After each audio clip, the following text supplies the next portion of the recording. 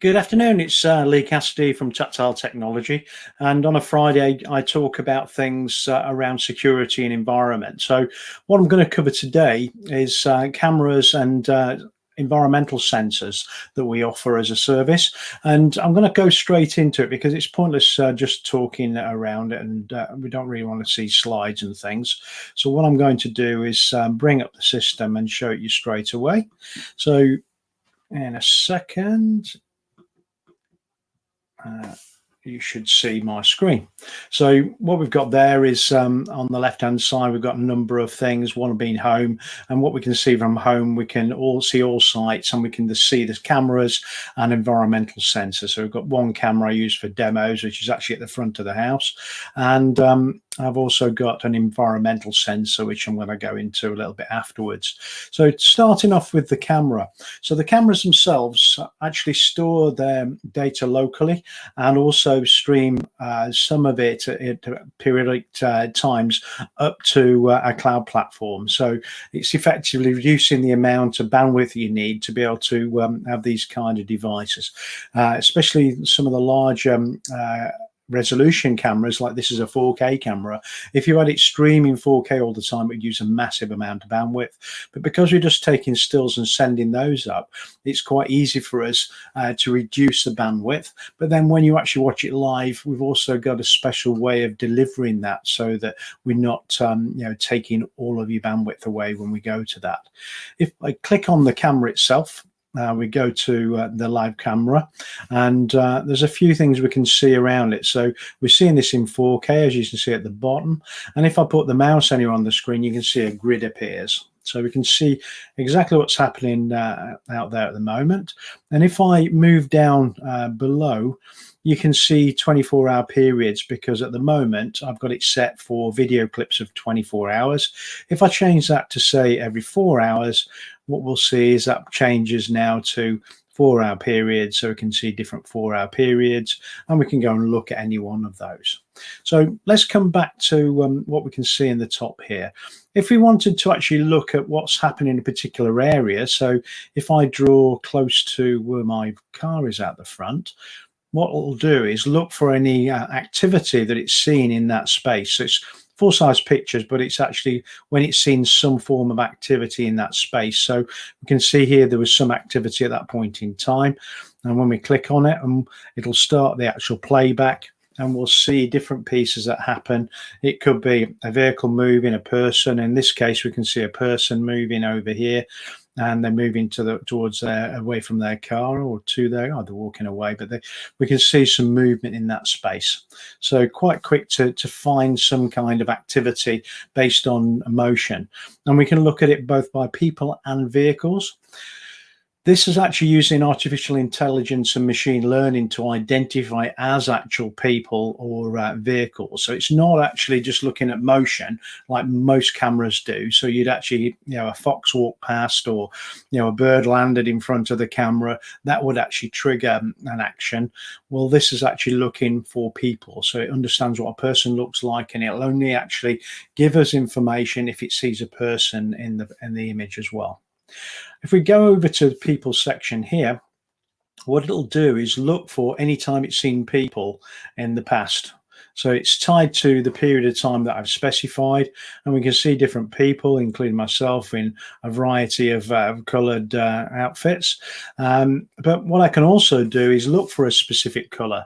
So if I wanted to look for this night bright orange and apply that, we can see, we've got the delivery drivers with their IVs, and me with my slightly worn out Max Verstappen t-shirt on the weekend, ready for the racing. So let's go back to this. But we can also do is look, if it's actually top or lower or upper part of the body, the color. And we can also look whether the person looks male or female, if they've got a backpack on as well. So we can do quite a lot using the artificial intelligence on the people side. We can also do the same thing with vehicles. So with vehicles, we can see every vehicle in that period of time that's been seen, but we can also specify particular colors. So if I go for, say, blue vehicles and apply it, it'll find all the blue vehicles it's seen in that period of time. So we can see any activity where a blue vehicle has been seen, and we can see there's a blue vehicle in the image there, and the video will start in a second. We can see movement of that blue vehicle. So quite quickly we can start, looking for particular points of interest. So people that look, with a specific appearance on a particular period of time in a certain area as well. And also we can look for vehicles of a particular type or color. Part of this as well, instead of just looking for a particular color, we can look at vehicle types. So, a car, a truck, a van. So if we look for truck, what it should do is pick up any large vehicles it's identified in that space. So it might take a little while because it's a closed close, so we don't see too many trucks come in here. So it might take a little while to do that. In fact, let's give up on that. I think it was last week would be the closest time when we had a vehicle of that size in here. So we can see lots of information about vehicles and people. We can also look at statistical data. So we can look at motion points over the period of time. So we can say maybe the last week, and we can see over the last week the most times we get motion. So we saw more motion at this point in time. And we can see then, if we had any off line of the camera as well. So the red pieces show the actual camera went offline. So we had internet connectivity issue or something. But the camera continues to record because it's recorded on solid state inside the actual device. If also someone tries to tamper with the device and it's got accelerometers to know if someone's trying to tamper with the device, it uploads the images going backwards from that point in time. So it can actually show the person who's trying to damage the device or take the device. It uploads that first and then uploads going backwards from there. So it makes sure that you've got as much information about the event as possible. We can also see traffic in and traffic out data. So we can see it doesn't use a great deal of data during the normal times.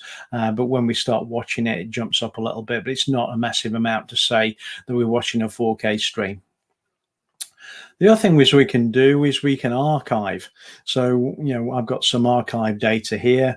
I can do a new archive. I can specify a time period for this, the day, the time, and also the duration that I want the archive to be.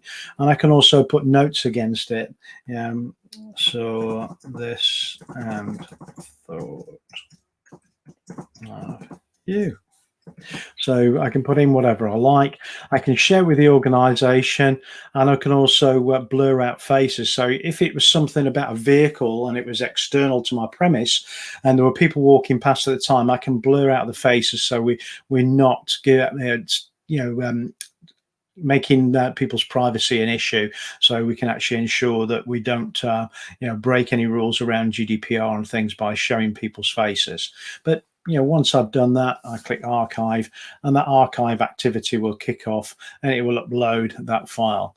I can go back to any others, so like here, I've got a delivery driver arriving. So if I play this archive, we can see the notes on the right-hand side.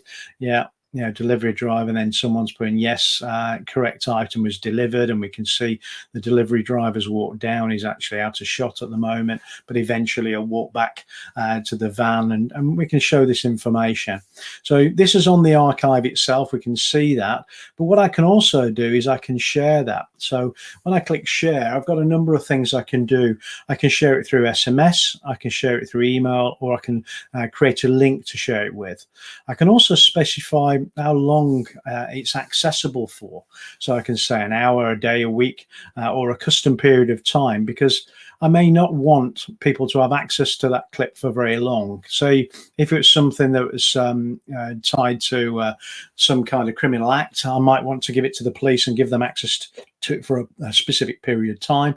I can set that and also add recipients to it, and then once I've done that, I can share that with them so they can see that straight away. So quite quick for me to share that information. And when they're sharing it from the platform. They're not downloading a copy. And I can also specify whether they can download a copy of that image, but they're seeing exactly what I've decided to show them. That archive clip could be multiple cameras, so I can have 2 or 3 cameras at different positions, all part of that archive that I'm showing them. So you can do quite a lot of quite interesting things with the cameras. What I'm going to do now is show you something around the sensors. So this camera could be looking at something like a comms rack, or it could be like in a working environment. So we're going to see things like people, we're going to see vehicles, if it's a thoroughfare where vehicles can drive through, and those kind of things, and the AI machine learning piece on that. But what the environmental sensor does, it adds us further things, a further enhancement. So what we can now do is look at the humidity in that space, so the relative humidity or the raw humidity.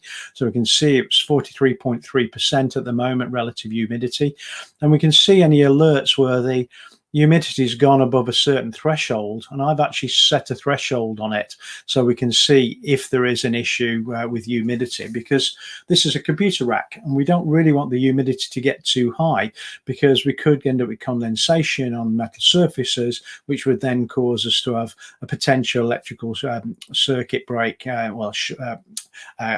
short circuit within the electrical component. So we want it to stay within a particular area. So we alert when we hit I think it's 55%, no, 60% we've set. So if it goes below 30, so we could end up starting to have static issues because it's so dry, the air, or above 60 where we could end up with an issue with condensation.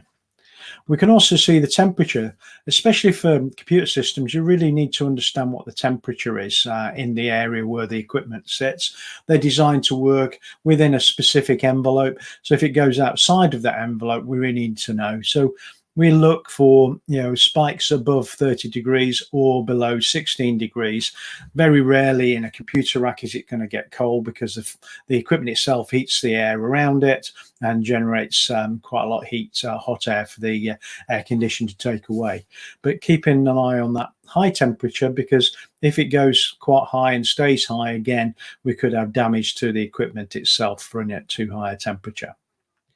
We can also see motion activity. So this is actually doing it in a slightly different way to the camera, because this is a passive infrared based view. So it's seeing the heat plumes of people moving around it. So it can see at what times people have been near this sensor within range of it.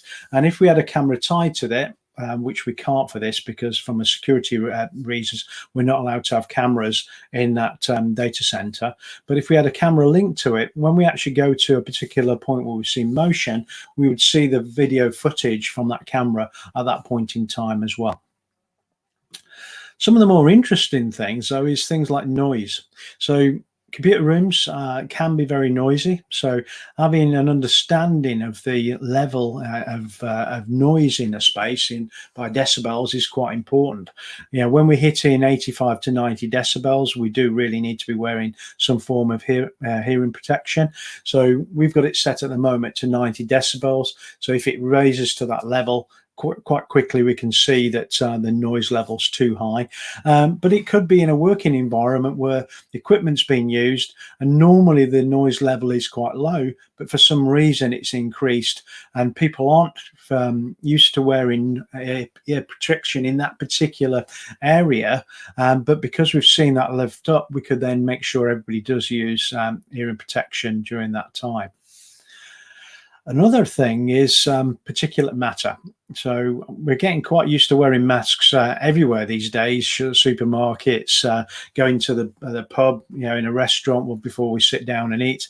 But, wearing masks is a really important thing in a dusty environment. So where we've got some kind of manufacturing process that's generating dust particles, or an area where dust particles are naturally generated because of airflow and other things, actually understanding the level of it is quite important. And what we can do is see here is really when we're hitting 36 micrograms per meter cubic meter, that's when we really should be having some form of protection. And when we're getting up to 76 micrograms, it is a dangerous level where people can start to get real problems with lung disease and things as well. So really important that we understand that particulate matter in the environment as well. Another thing is the amount of volatile organic compounds, things like benzene and other things. It could be cleaning products, it could be lubricants that are used within a manufacturing environment, it could be spillages of fuels or something like that. But quite quickly we can understand if the level is getting to a dangerous level for us as humans and could damage us, our bodies.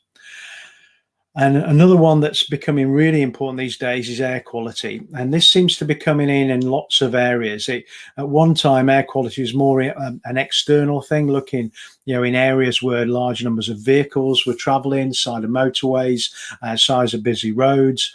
But now a lot of people are really concerned about the air quality within buildings. So within a working premise, because it's actually down to the organisation to ensure that the air quality is suitable for the individuals that work there.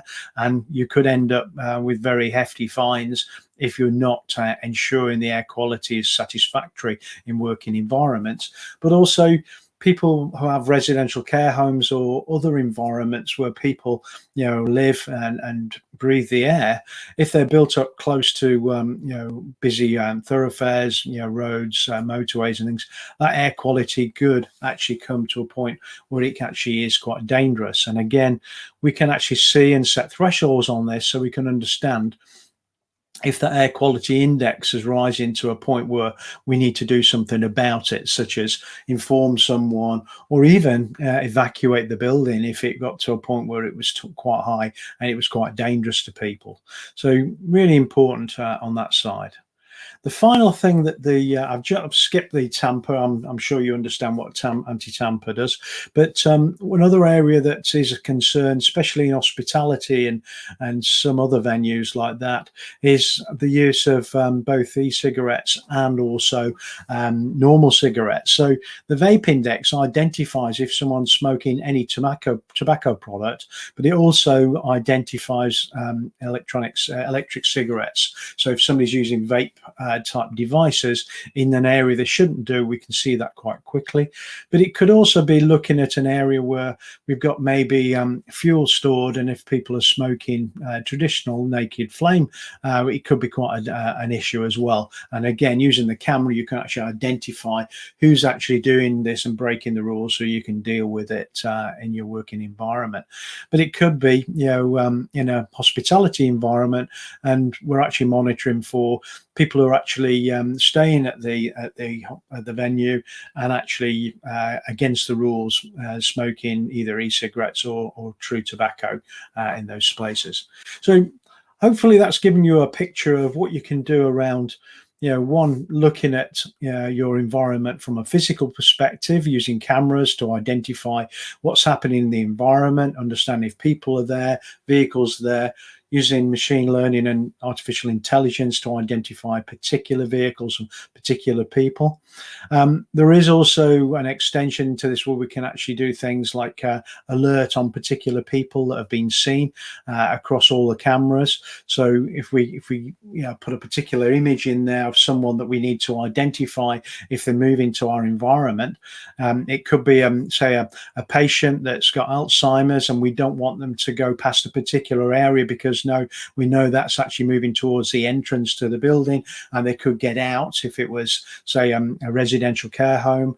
Or we're looking for regular shoplifters moving into a retail premise as well. What we can do is have an image of them put on the system, and it will alert. It alerts to tablet devices, handheld phones, and also on the web instance. So it quite quickly, if there's an issue with someone, say with outsiders leaving the building when they shouldn't. We know recently an older patient that ended up being lost for 24 hours. And if this camera was in place and had an image of them, it would know and alert someone as soon as they started to try and leave the building. So we wouldn't have had that issue. So, you can do a lot with these things. Also, if you think about an environment where we are doing manufacturing or some form of processing, the noise sensing can also identify if there's some problem with bearings. So fans wearing out or particular bearings on kind of machinery, the noise level increase above normal. So quite quickly we can shut down a piece of equipment before the actual bearings or fans fail, and we could have a catastrophic issue. We can actually identify it because we can see that slow rise in the noise or sharp rise in the noise from that piece of equipment at that point in time. But again, like I mentioned before, understand the environment, ensuring people are wearing the correct PPE for that environment, whether that's noise or facial protection. We can do that as well. Hopefully that was of interest to you, and I shall be covering this repeatedly. I do try to cover these areas a number of times because not everybody's seen this and what you can do with it. The system as well, we can have across multiple sites, and you can see it all from one single interface rather than to keep going to different CCTV systems, different sensing system. It's all on one piece of infrastructure, so you can see it everywhere. You can see it from anywhere as well on mobile devices, as well as using a web browser, so it makes it easy to do that. Plus also we can programmatically integrate, so setting off alarms and things and tie into that. What I'll come back to you in a couple of weeks with is something around the access control measures as well, because the system itself can also control access to spaces as well. And if you've got particular areas you don't want people to access, this can control that, and it all ties in again with the CCTV and the motion sensing on the sensors as well. So it all ties in nice and cleanly together. Final thing to talk about, so I've got some other events next week, but I'll do a special show on Monday morning just to go through what we're covering next week. But on the 28th, we've had to reschedule it because it was originally a clash with the football and the first week of Wimbledon. So it was originally for the 29th of June, but we've pushed it back to the 28th of July. We're covering lots of things around cloud native infrastructure and the use of cloud services.